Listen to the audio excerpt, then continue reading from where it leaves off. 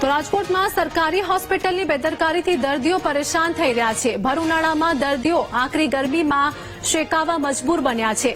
પદ્મકુંવરબા સરકારી હોસ્પિટલમાં પંખાની અછત જોવા મળી છે, તો ગરમી વચ્ચે હોસ્પિટલમાં દાખલ દર્દીઓ હેરાન પરેશાન થઈ રહ્યા છે।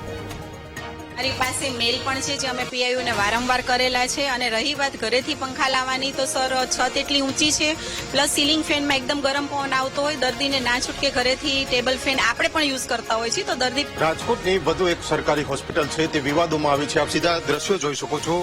2 દિવસ પહેલા આ હોસ્પિટલના જે આ વોર્ડ છે તેનો વિડીયો વાયરલ થયો હતો, જેમાં જે દર્દીઓ છે તે ઘરેથી પંખા લઈ આવવા માટે મજબૂર બન્યા હતા, કારણ કે આ પંખા જે છે તે બંધ હાલતમાં હતા।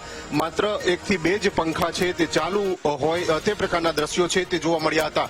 પરંતુ આખો જે અહેવાલ છે તે પ્રસારિત થયો, મીડિયામાં પ્રસારિત થયો, અને ત્યારબાદ તાત્કાલિક આ પંખા છે તે રિપેર કરવામાં આવ્યા। અને આ પંખા રાજકોટની પદ્મકુંવરબા હોસ્પિટલમાં દર્દીઓ છે તે ઘરેથી પંખો લઈ આવવા માટે મજબૂર બન્યા છે। પરંતુ આપ સીધા દ્રશ્યો જોઈ શકો છો।